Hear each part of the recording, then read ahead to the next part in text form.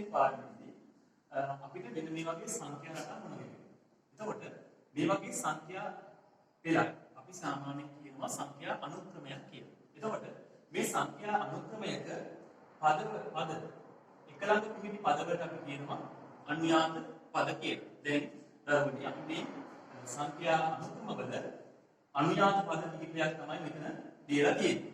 එතකොට සංඛ්‍යා අනුක්‍රමයක පිහිටි අනුයාත පදවල මෙන්න මේ එක ළඟ පිහිටන පද දෙක අනුයාත පද දෙක මුලින් පිහිටි පදයකට කියනවා පෙර පදය කියලා. අප 9 වසරේදී ඒ ගැන ඉගෙන තියෙනවා. ඊළඟට ඊට පස්සේ පද කියනවා පසු පදය කියලා. පෙර පදය සහ පසු පදය අපි හඳුනා ගන්න ඕනේ මුලින්ම.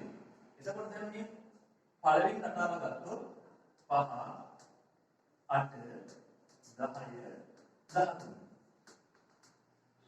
මේ රටාවේ අපි ගත්තොත් 8 කියන එක පෙර පදය කියලා.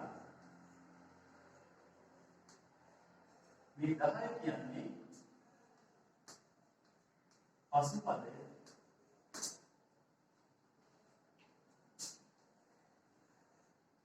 එතකොට මේ පද දෙක අතර වෙනස අපි කියන නම තමයි අනුයාත බලමු. අනුයාත පද අතර වෙනස හොයාගන්න.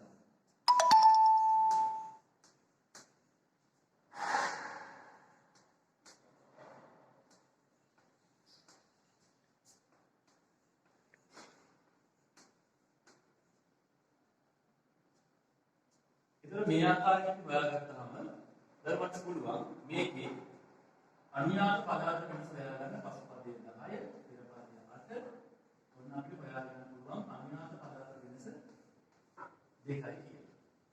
එතකොට මේ අනුයාත පද අතර වෙනස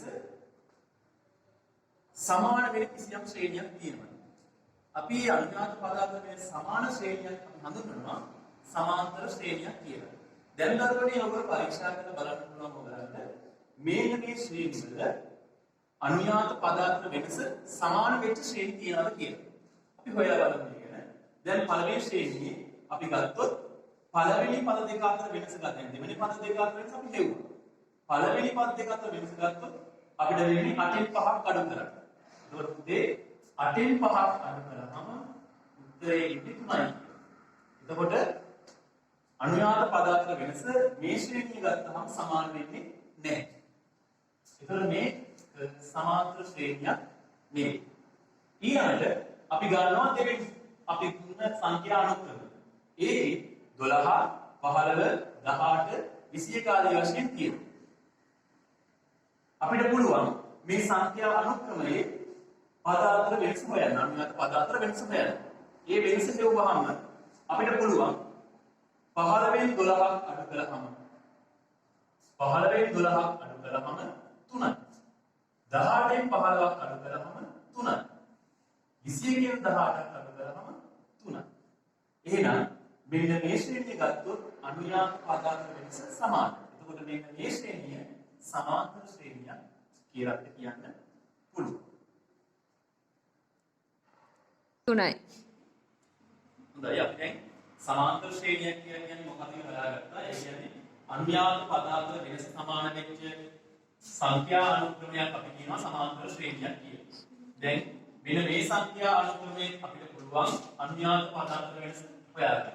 8න් 5ක් අඩු කරාම 3යි. 11න් 8ක් අඩු කරාම 3යි. 14න් 11ක් අඩු කරාම 3යි. එතකොට මෙන්න මේ අනුයාත පද අතර වෙනස අපි හඳුන්වනවා පොදු නමකින්. ඒ නම තමයි දරුවනේ පොදු අන්තරය කියන්නේ. එතකොට ඕනෑම සංඛ්‍යා අනුක්‍රමයක සමාන්තර ශ්‍රේණියක් වන සංඛ්‍යා අනුක්‍රමයක මෙන්න මේ පද අතර වෙනස සමානයි. ඒ වෙනසට අපි කියනවා පොදු අන්තරය කියලා. ඒක ඉංග්‍රීසි සිම්පල් අක්‍රමය. සිම්පල් D අක්‍රමයෙන් සංකේතවත් කරනවා.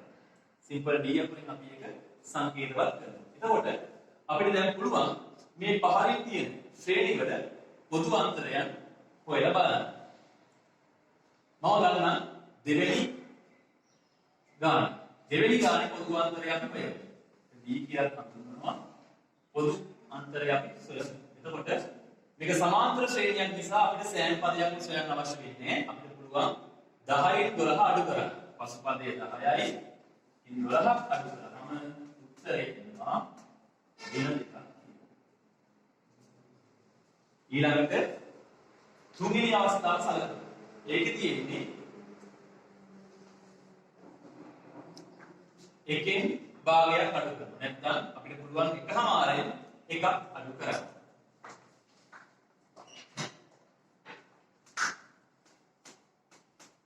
එකෙන් භාගයක් අඩු කරාම උත්තරේ භාගයයි. ඊළඟට හතරවෙනි එකේ අපිට පුළුවන් 2.5න් එකක් අඩු කරන්න.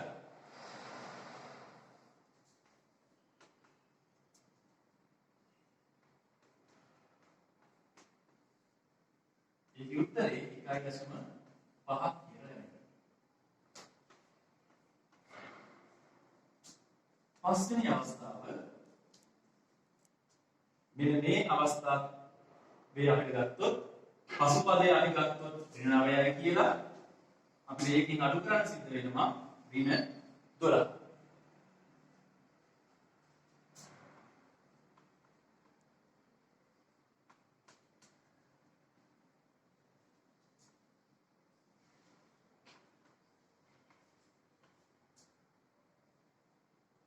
අඩු කරාම ඉන්නේ මෙතන ඍණ සංඛ්‍යා දෙකක් තියෙන නිසා ඍණ ලක්ෂණ දෙකක් තියෙනවා. ಗುಣ වීමේදී ඒක ධන ලක්ෂණ වශයෙන් අපිට ගන්න පුළුවන් ධන 12. ඒක උත්තරයක් වත් ගන්න පුළුවන් 12න් 9ක් අඩු කරාම 3යි. මේ අපි කරාගත්තේ මේ අපි දීපු සමාන්තර ශ්‍රේණි වල පොදු අන්තරයක් තමයි අපි හොයලා තියෙන්නේ.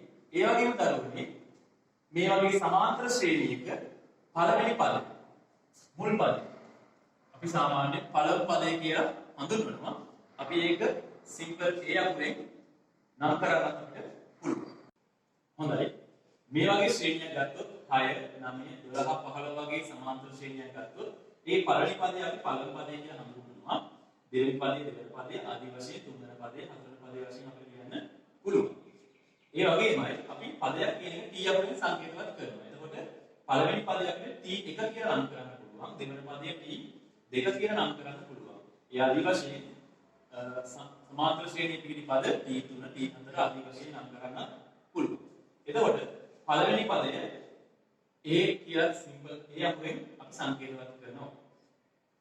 එතකොට 9 වසරට අපි ඉගෙන තියෙනවා ඕනෑම ශ්‍රේණියක සාධාරණ පදය සොයන්න. එතකොට සමාන්තර ශ්‍රේණියක සාධාරණ පදය නැත්නම් n වන පදය. එතකොට n වන පදයේ හොයන ආකාරය අපි බලමු. මේ සමාන්තර ශ්‍රේණිය ඇතුලේ n වන පදය කොහොමද අපි හොයාගන්නේ කියලා. එතකොට පුතේ අපිට මේකේ අවශ්‍ය වෙනවා පළමු පදය. මේකේ පළමු පදය වෙන්නේ T1 ඒකේ අගය 6. T1 6. අපිට අවශ්‍ය වෙනවා පද අතර වෙනස. එහෙම නැත්නම් අපි ඒක සංකේතයක් කිව්වා පොදු අන්තර D. අපිට හොයාගන්න හැකි 9න් 6ක් අඩු කරලා උත්තරේ 3. අපිට පුළුවන් පළමු පදයේ සහ පොදු අන්තරය භාවිතා කරලා මේකේ ඕනෑම පදයක් සොයා ගන්න. එතකොට පළවෙනි පදයේ ලැබිලා තියෙන්නේ 6යි. දෙවෙනි පදයේ ලැබිලා තියෙන්නේ 6 එකතු කිරීම 3යි. උත්තරේ 9යි. තුන්වෙනි පදයේ ලැබිලා තියෙන්නේ 6 එකතු කිරීම 3ේ ඒව දෙක.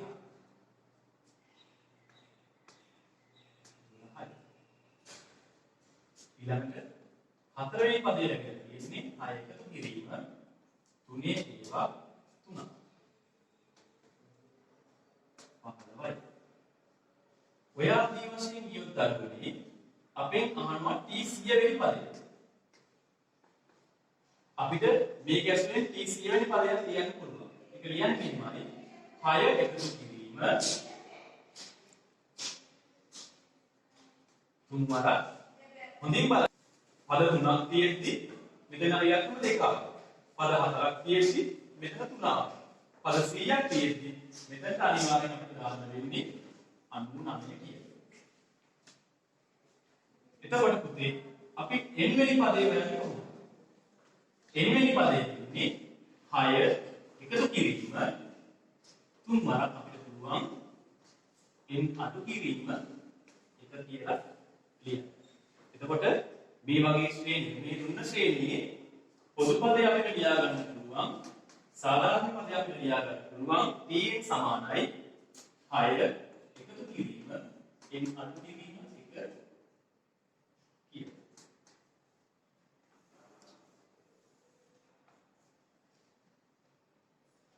හරි ඊට පස්සේ මේක මේ 6 කියන්නේ පුතේ පළවෙනි පදේ. එහෙනම් අපිට එතන 6 වෙනුවට දාන්න පුළුවන් සිම්පල් a අකුර. n කියන එක මෙතන මේ තියෙන පොදු අන්තරය ඒක අපි කියනවා d කියලා සංකේතයක් භාවිත කරනවා. අපිට මෙන්න මේ සූත්‍රයෙන් පුළුවන් සමාන්තර ශ්‍රේණියක පොදු පදය නැත්නම් සාධාරණ පදය හොයාගන්න. හොඳයි.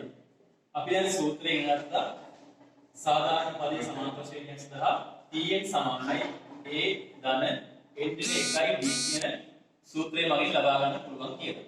අපි දැන් මෙන්න මේ සමාන්තර ශ්‍රේණිය සලකමු. 10 16 22 21. මේ සමාන්තර ශ්‍රේණිය අපෙන් අහනවා පුතේ 11 වෙනි පදය හොයන්න කියලා. අපි දන්නවා ඕනෑම පදයක් t වලින් සංකේතවත් කරනවා. එහෙනම් මේ අපෙන් අහන්නේ t 11 කියන පදය කීයද කියලා තමයි අපෙන් අහන්නේ. t 11 කියන්නේ කීයද? අපි ඒකෙදි පළවෙනි පදේ එහෙම නැත්නම් a වල අගේ දාන්න. a කියන්නේ 10යි. අපි d වල අගේ හොයාගමු. d කියන්නේ පොදු අන්තරය. පොදු අන්තරය කියන්නේ අනුයාත පද දෙකක් අතර වෙනස. 16න් 10ක් අඩු කරනවා. a කියන්නේ 6යි. a 10යි d 6යි. අපෙන් අහන්නේ 11 වෙනි පදයෙන් හින්දා n. n කියන්නේ 11. එතකොට ඉහත සූත්‍රයේ තියෙන a දන්නවා d දන්නවා n දන්නවා.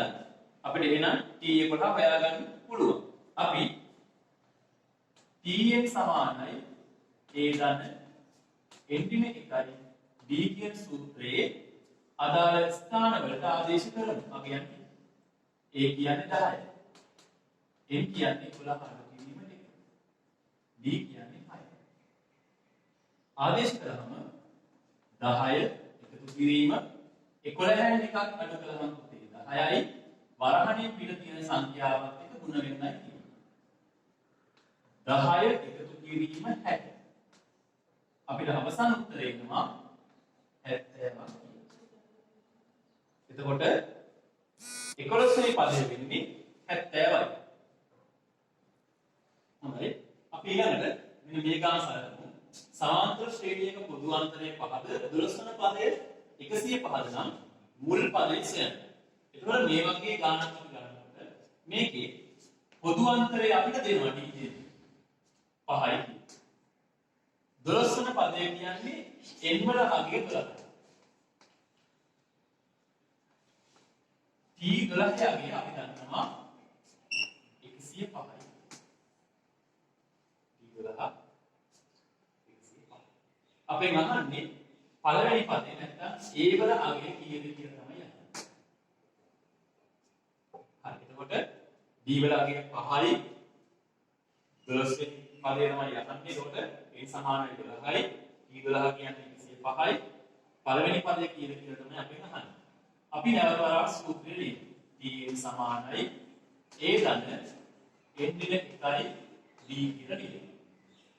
ලියලා අපි අදාළ අගයන් ආදේශ කරනවා. t 12 අපෙන් අහන්නේ a කියන්නේ නැහැ. 12 අඩු කිරීම 1 මෙතන d කියන්නේ පුතේ 5. t 12 ගේ අපි දැන් දන්නවා කීයද කියලා. ඒක 105යි. මෙතන එනවා a එකතු කිරීම 11 වරක් 5. එතකොට 105 සමානයි a එකතු කිරීම 55. දැන් මේ ඇවිත් තියෙන්නේ සරල සමීකරණය. අපිට දැන් මේ සරල සමීකරණය විසඳන්න පුළුවන්. මම මේ සමීකරණය මෙහෙම ලියා ගන්නම්. a ධන 55 සමානයි 105. මම දෙපැත්තෙන්ම 55 අඩු කරනවා. a ධන 55 අඩු කිරීම 55 105 අඩු කිරීම 55. ධන 55 ඍණ 55කට වෙනවා. එතකොට මේ පළවෙනි පදයේ A කියන්නේ 105න් 55 කියනම උත්තරය 50යි. හොඳයි. ඊට පස්සේ බලන්න සමාන්තර ශ්‍රේණියක මුල් පදයේ ඍණ 30යි 6 වෙනි පදයේ ඍණ 25 වෙනවා. මේකේ පොදු අන්තරය තමයි අපි ගහන්නේ. අපි ලියාගමු කලින් වගේම අදාළගේ අන්තික මුල් පදයේ සිම්පල් A ඍණ 30යි 6 වෙනි පදේ. ඒ කියන්නේ n වලගේ 6යි. 36 කියන්නේ ඍණ 25. අපි දැන් අපේ සුපුරුදු සූත්‍රය භාවිතා කරමු. t n සමානයි a එකතු කිරීම a දින එකයි d. මේකේ t 6 කියන්නේ a වලට ඍණ 30 එකතු කිරීම n කියන්නේ 6 එකතු කිරීම එක d තමයි දරුවනේ අපි ගමන අගය. t 6 අගය ඍණ 25 සමානයි ඍණ 30 එකතු කිරීම 5යි d කියලා අපි ලියා ගන්න පුළුවන්. අපි දැන් මෙන්න මේ සරල සමීකරණය විසඳමු. මම සමීකරණය ලියා ගන්නම්. ඍණ 30 ධන 5යි d සමානයි ඍණ 25යි. දරුවනේ මේ ගානේ ඍණ 30 මේ පැත්තේ තියෙන්නේ. ඒ හින්දා දෙපසටම අපි 30 ඒවා දෙකක් එකතු කරන්න පුළුවන්. ඍණ 30 ධන 5යි d එකතු කිරීම 30 ඍණ 25 එකතු කිරීම 30 ධන 30ට ඍණ 30 ඉවත් වෙනවා.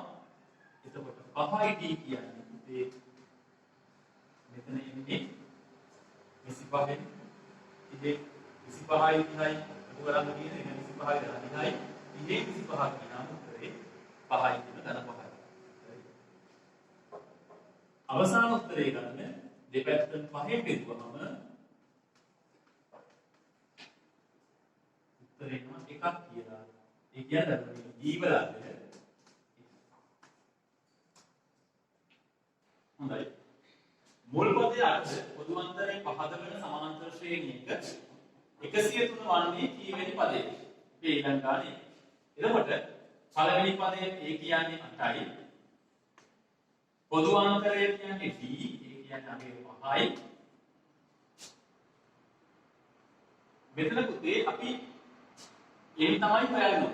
එතකොට මේ තියෙන අගේ අපි කියනවා t n වල අගේ. t n අගේ තමයි මේ තියෙන්නේ. 105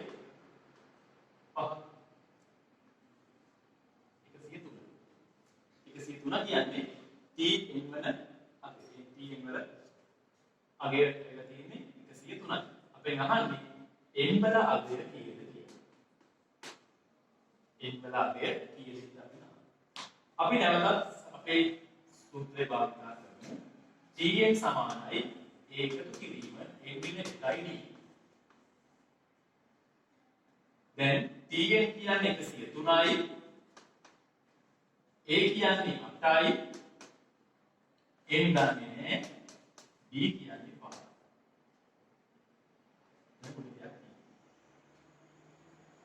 ඊළඟ විදිහට කරන්නේ 103න් අඩු කරනවා 8ක් අනිත් පැත්තෙන් 8 එකතු කිරීම මම මෙතන වරහන් ඉවත් නොකර මෙහෙම ලියා ගන්නවා n දින 1 වරක් 5 අඩු කිරීම විනාශයි ධනාටයි මේ පැත්තේ ඉන්නේ 95. අපි නැවත ලියුවොත් 95 සමානයි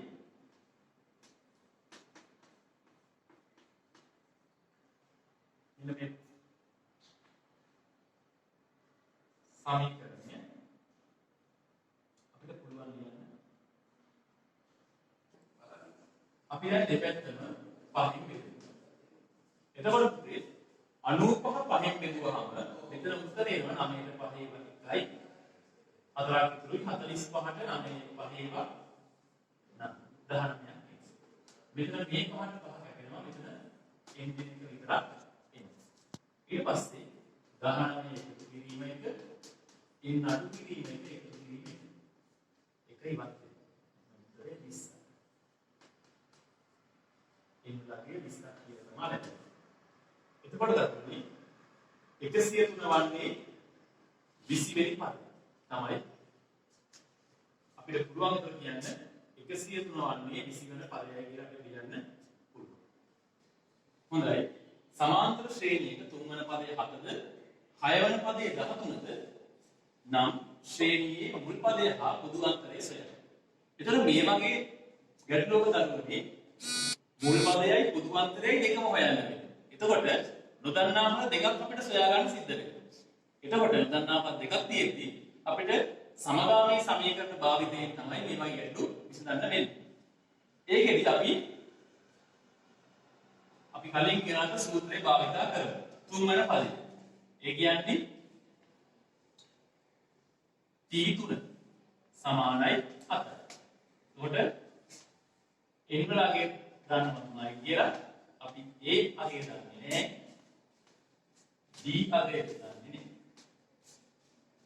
ඒ වගේම 6 වෙනි පදය. t6 කියන්නේ 13. එතන n වලගේ 6යි. එතනත් දරුවනේ අපි a අගය දන්නේ නැහැ. d අගය දන්නේ අවස්ථා දෙකක් අපිට තියෙනවා. එතකොට අපි පළවෙනි අවස්ථාවේ d n සමානයි a ගන්න එන්ජින් එක d කියන සූත්‍රය භාවිත කරලා. d 3 සමානයි a ගන්න 3 අඩු කිරීම 1යි d. d 3 කියන්නේ පුතේ 7 හින්දා 7 සමානයි a ගන්න 2යි d.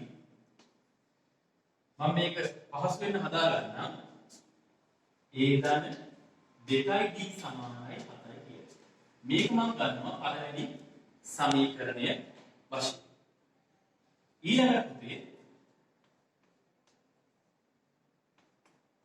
අනිත් අවස්ථාවට මම භාවිත කරනවා 6 වෙනි පදය t6 a ගන්න 6 දින 1යි d. ඒකේ t6 වල අගය කියන්නේ 13යි a ගන්න 5යි d. මේකත් අපිට පහසුවෙන් ලියා ගන්න පුළුවන් a ගන්න 5යි d සමානයි 13. මේක අංක දෙවෙනි සමීකරණය. දැන් මෙතන අපිට සමීකරණ දෙකක් ලැබිලා තියෙනවා. පළවෙනි සමීකරණය ඇවිත් තියෙන්නේ a ගන්න 2යි d සමානයි 7. අනිත් සමීකරණය ඇවිත් තියෙන්නේ a ගන්න 5යි d සමානයි 13. අපිට දැන් පුළුවන් මේ සමීකරණ දෙකෙන් එක් විචල්‍යයක් ඉවත් කරලා අනිත් විචල්‍ය හොයාගන්න.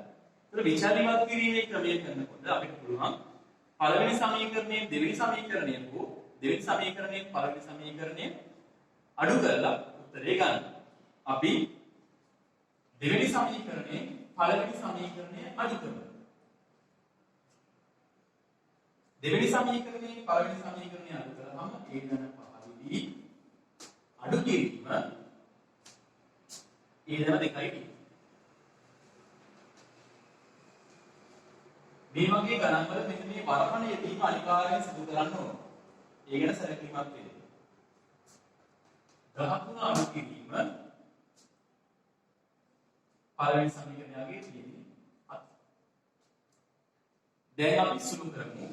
a එකතු කිරීම 5යි d මෙතන ඍණ වලින් ගුණ කරනවා a. එතකොට මෙතන වෙන්නේ ඍණ a.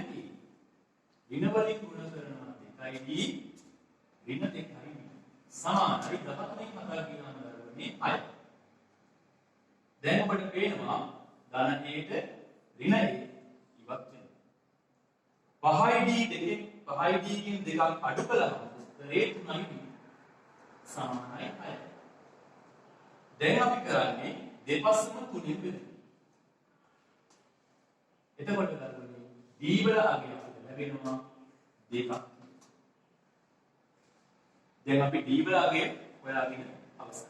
අපිට පුළුවන් මේ d වල අගය පළවෙනි සමීකරණයට හෝ දෙවෙනි සමීකරණයට ආදේශ කරලා ඒ වල අගය සොයාගන්න. අපිට පුළුවන් අපි d වල අගය දානවා 2යි කියලා. අපි මේ d වල අගය දෙක තියෙන අගය අපි පළවෙනි සමීකරණයට ආදේශ කරලා බලමු. එතකොට පළවෙනි සමීකරණයට මේ අගය ආදේශ කරනවා. පළවෙනි සමීකරණයේ තියෙන්නේ a එකතු කිරීම 2d සමානයි 7යි කියලා. a එකතු කිරීම දෙවරක් d කියන්නේ 2 සමානයි 7.